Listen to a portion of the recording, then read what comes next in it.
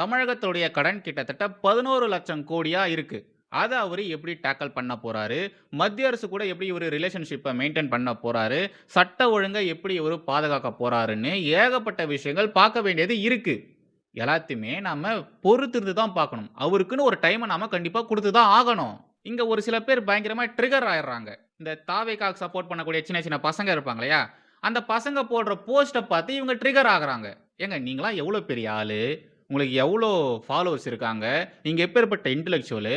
ஆனா நீங்க ஏன் இப்படி சகிப்புத்தன்மை இல்லாமயே நடந்துக்கிறீங்க? நெறைய பெரிய பெரிய நபர்கள சொல்றேன். இந்த தாவேக்கா பசங்க போஸ்ட்லாம் போடுறாங்களே, ட்வீட்லாம் போடுறாங்க இல்லையா? ரஜினிய கலாய்ச்சு, அதிமுக, பாஜகவ கலாய்ச்சு, மற்ற கட்சிக்காரங்கள கலாய்ச்சு, அந்த பசங்க அப்படிதாங்க பண்ணுவாங்க. சின்ன பசங்க. அவங்க ஹீரோவா பார்த்த ஒருத்தர் இப்போ சிஎம் ஆயிருக்காருன்னா, அந்த பசங்க எப்படி ரியாக்ட் பண்ணுவாங்க? இப்படி தான் பண்ணுவாங்க. போய் அந்த சின்ன பசங்க பண்ற விஷயத்துக்குலாம் ட்ரிகர் ஆயிட்டு, தாவேக்கா இருக்கக்கூடாது, தாவேக்காவ அழிக்கணும், தாவேக்கா ஒழிக்கணும், இப்படிலாம் பேசுறதெல்லாம் உங்களுடைய இம்மெச்சூரிட்டிய தான் காட்டுது. புதுசா ஒருத்தன் கிரிக்கெட் ஆட வந்திருக்கான். அவனுக்கு லெக் ஸ்பின்னா என்னன்னு தெரியாது, ஆஃப் ஸ்பின்னா என்னன்னு தெரியாது. ஒரு ஓவருக்கு எத்தன பால்ன்றதும் தெரியாது. அந்த பையன மேட்ச்ல இறக்கி விட்டு, ஃபர்ஸ்ட் மேட்ச்லயே நீ செஞ்சுரி அடிக்கணும்னு எதிர்பார்த்தோம்னா, எப்படிங்க? அது தப்பு தானேங்க. அவரு பழகணும்ல. அவருக்கு அந்த டைம் தேவைப்படும்ல. ட்ரெய்னிங் எடுக்கணும்ல. அந்த ஸ்பேஸ நம்ம குடுக்கணும்ல. அதுக்கு முன்னாடியே செஞ்சுரிடினா எப்படி அந்த பையன் அடிப்பான்? அரசு நிர்வாகத்துல ஏதாச்சும் தவறு நடக்குதா? தெரிஞ்சே இவங்க தவறுகள் பண்றாங்களா? அதை விமர்சனம் பண்ணுங்க. ஆதாரத்தோட சுட்டிக்காட்டி பேசுங்க. அப்புறம் தாவேக்கால இருக்கக்கூடிய நிர்வாகிகள், பிரமுகர்கள் இவங்க அட்டூழியம் பண்றாங்களா? இந்த திமுக காரங்க பண்ற மாரி கட்ட பஞ்சாயத்துகள் ஏதாச்சும் இவங்க பண்றாங்களான்னா, அதை எதிர்த்து கேள்வி கேளுங்க. ஆதாரத்தோட எதிர்த்து கேள்வி கேட்டு விமர்சனம் பண்ணுங்க. சுட்டிக்காட்டி பேசுங்க. நான் இப்ப பேசுறதெல்லாம் பார்த்துட்டு, நீங்க ஏதோ நான் தாவேக்கா ஆதரவாளர்ன்னு நெனச்சுக்க போறீங்க. நான் தாவேக்கா ஆதரவாளர்லாம் இல்ல. அப்புறம் நடுநிலைவாதின்னு நெனச்சுக்க போறீங்க. நான் நடுநிலைவாதியும் கிடையாது. நான் பாஜக ஆதரவாளன் தான். நான் மோடி பக்தன் தான். இது எல்லாத்துக்கும் மேல நான் சங்கத்துக்காரன். மற்ற ஆர்கனைசேஷன்ல இருக்கிறவங்கள விட, ஆர்எஸ்எஸ்ல இருக்கிறவங்களுக்கு லிபரல் தாட்ஸ் அதிகமா இருக்கும். எனக்கு மட்டும் கிடையாது. ஆர்எஸ்எஸ்ல யார் யாரெல்லாம் இருக்காங்களோ, அவங்க எல்லாருக்குமே லிபரல் தாட்ஸ்ன்றது அதிகமா தான் இருக்கும். So let him work. ஃப்ரீயா வொர்க் பண்ண விடுங்க. இந்த தேசத்திற்கு எதிராக, இந்திய இறையாண்மைக்கு எதிராக, ஹிந்து மதத்திற்கு எதிராக ஏதாச்சும் செஞ்சாங்கன்னா, ஏதாச்சும் பேசுனாங்கன்னா, நானே எதிர்த்து பேசுவேன். ஏன் நான் இதுக்கு முன்னாடி பேசினதே இல்லையா? ஒருத்தர வேலையே பார்க்க விடாம, வெறும் குற்றச்சாட்டுகளா முன்னெடுத்து வச்சுட்டு இருந்தீங்கன்னா, அந்த மனுஷன் என்னங்க பண்ணுவாரு? பாவங்க. வேலைய பார்க்க விடுங்க. வேலையில ஏதாச்சும் தப்பு இருந்தா, அப்போ குற்றம் குறை சொல்லலாம். அதுக்கு முன்னாடி அவரு கட்சிய, அவருடைய ஆட்சிய தக்க வைக்கிறதுக்கு அவர் பண்ணக்கூடிய விஷயங்களெல்லாம் விமர்சனம் பண்றதெல்லாம் வேஸ்ட்டு. நான் விமர்சனம் பண்றதாலயோ, நீங்க விமர்சனம் பண்றதுனாலயோ, அங்க ஒண்ணும் மாறப்போறது கிடையாது. ஸோ, அவங்களுக்கு நல்லாவே தெரியும். எது நல்லது, எது கெட்டது, எது பண்ணா நம்ம கட்சி இருக்கும், ஆட்சி இருக்குன்றதெல்லாம் அவங்களுக்கு தெரியும். அத அவங்க பார்த்துப்பாங்க. நம்முடைய வேலை என்னன்னா, "சொன்னியே, செஞ்சியா? இப்படி சொன்னியே, இதெல்லாம் நீ செஞ்சிருக்கியா? அதெல்லாம் பண்ணுவேன்னு சொன்னியே, அதெல்லாம் பண்ணியா? ஏன் திமுக மாரியே நடந்துக்கிற? நடந்துக்கிட்டாங்கன்னா?" இத மாரிலாம் நம்ம கேள்விகள் கேட்கணும். இத மாரியான விஷயங்கள் மட்டும் தான் நம்மளால கவனிக்க முடியும். இதுக்கு எதிராக தான் பேச முடியும். இதெல்லாம் கேட்டா தான், பேசினா தான், நாம பேசினதுக்கு அங்கிருந்து ரெஸ்பான்ஸ் வரும். ஆனா, நீங்க கட்சிக்குள்ள நடக்கக்கூடிய உள் விவகாரங்களை குறித்து பேசுனீங்கன்னா, கட்சிய அழிக்கணும் அப்படின்ற மாரிலாம் பேசுனீங்கன்னா, வேஸ்ட். உண்மையாலே வேஸ்ட். ரைட். கடைசியாக இந்த போஸ்ட்ட பாருங்க. அபிஷேக் எம். அப்படின்றவரு. விசிகாவா? ரைட். ஒரு தலித்தை இத்தனை ஆண்டுகளாக ஆதி திராவிட நலத்துறைக்கு மட்டுமே பயன்படுத்திய திமுக, அதிமுக முதல் முறை தமிழகத்தின் முக்கிய முக்கிய துறையான கல்வித்துறைக்கு ஒருவரை நியமித்து உள்ளது. தாவேகா அரசு. முதல்வர் அவர்களுக்கு நன்றி, வாழ்த்துக்கள் ராஜமோகன் அண்ணா. அதாவது ராஜமோகன் அவர்கள பள்ளி கல்வித்துறை அமைச்சராக்கியிருக்காங்க. அதுக்கு தான் இவரு இப்படி ஒரு போஸ்ட்ட போட்டிருக்காரு. பள்ளி கல்வித்துறை அமைச்சராக இருக்கும் திரு ராஜ்மோகன் அவர்களுக்கு என்னுடைய வாழ்த்துக்கள தெரிவிச்சுக்கிறேன். வெங்கட்ராமன் அப்படின்ற ஒரு பிராமணர தான் பள்ளி கல்வித்துறை அமைச்சராக போடணும் அப்படின்ற ஒரு முடிவுல இருந்திருந்தாங்க. அதுக்கான செய்திகளும் வெளிவந்திருந்தது. ஆனா திமுக கூட்டணியில இருக்கக்கூடிய அந்த கட்சிகள், அவங்களுடைய அழுத்தத்தின் காரணமாக அவருக்கு வேற ஒரு பொறுப்பு கொடுக்கப்பட்டிருக்கு. திரு ராஜ்மோகன் அவர்களுக்கு இந்த ஒரு துறையானது ஒதுக்கப்பட்டிருக்கு.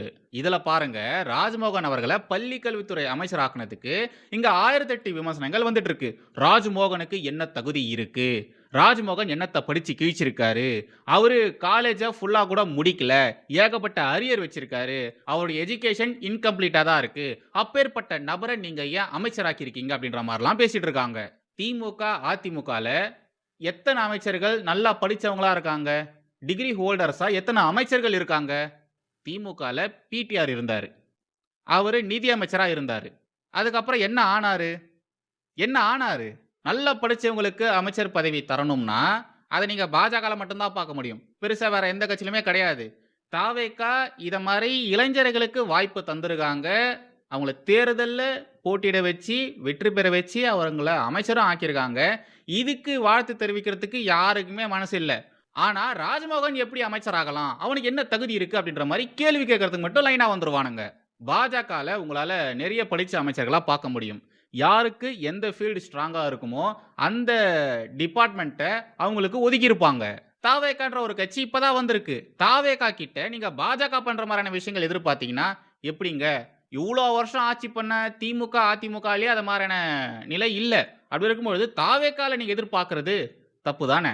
துறை ரீதியாக திரு ராஜ்மோகன் அவர்கள் ஏதாச்சும் தப்பு பண்ணியிருந்தாருன்னா, அப்ப நீங்க கேள்வி கேட்கலாம். அப்ப விமர்சனம் பண்ணலாம். அதுல தப்பே கிடையாது.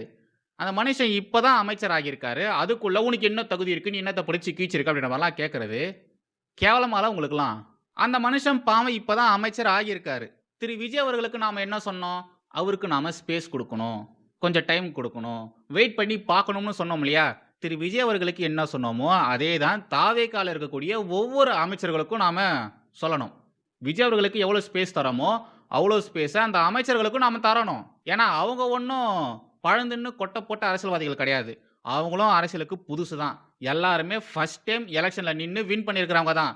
அவங்களுக்கும் நாம அவங்களுக்கான டைம குடுத்து தான் ஆகணும். விமர்சனம் பண்றதுல தப்பே கிடையாது. ஆனா, அதுல கொஞ்சமாச்சும் நியாயம் வேணாமா? விமர்சனத்த முன்னெடுத்து வைக்கிறதுல நியாயம் வேணாமா? ஓகே. இதெல்லாம் ஒரு பக்கம் இருக்கட்டும். தாவேகால ஆதவ் அர்ஜுனான்னு ஒருத்தர் இருக்காரு. அவரு விசிகால அவருக்கு ஆதரவான இளைஞர் கோஷ்டி ஒண்ணத்த உருவாக்கி வச்சிருக்காரு. அதிலிருந்து ஒருத்தர் தான் விசிகாவை சேர்ந்த அவரு தான் இப்படி ஒரு போஸ்ட்ட போட்டிருந்தாரு. ரூட்டு போட்டு வேல பார்த்துட்டு இருக்கு. என்ன வேல பார்த்தாலும், நீங்க பரப்புற செய்தி தவறான செய்தியா இருக்கே. அந்த பையன் போட்ட போஸ்ட் தவறான செய்தியானதா இருக்கே. அவர் சொல்லியிருந்தார் இல்லையா? திமுகலயும் சரி, அதிமுகலயும் சரி, தலித் சமூகத்தை சேர்ந்தவர அமைச்சராக்கும் பொழுது, அவங்களுக்கெல்லாம் ஒதுக்கப்படுற துறைனா, அது ஆதி திராவிடர் நலத்துறை மட்டும் தான். முதலாக தாவேகா தான் பள்ளி கல்வித்துறைய தலித் மக்களுக்கு ஒதுக்கியிருக்கு. அதாவது தலித் அமைச்சருக்கு ஒதுக்கியிருக்கு அப்படின்ற மாரி அவர் போட்டிருந்தார் இல்லையா? அவர் சொன்ன விஷயம் உண்மையானா?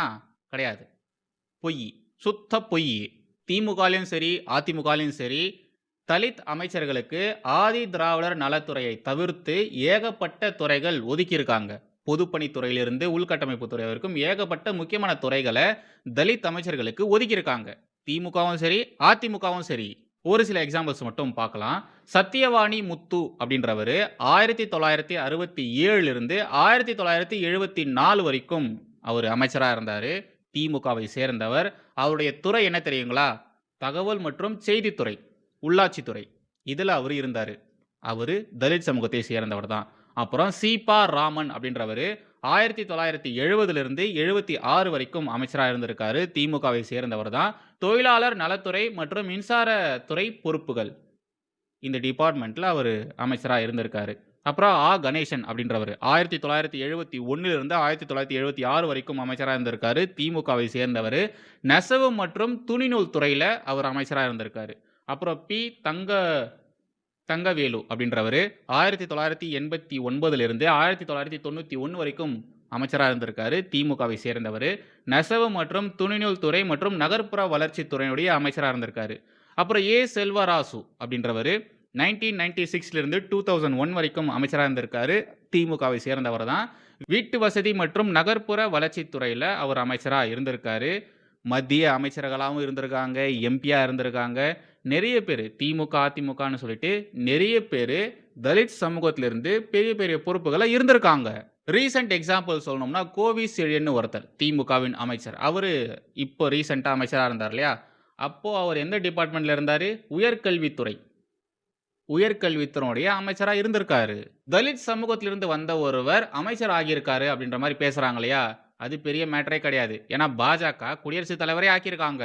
நாம பார்க்க வேண்டியது, பேச வேண்டியது, கவனிக்க வேண்டியது என்னன்னா, அந்த தலித் அமைச்சர் அவருடைய துறையில எப்படி வேலை பார்க்குறாரு? அவர் அந்த துறைய தமிழகத்துல தலை நிமிரும்படி மாத்தியிருக்காரா?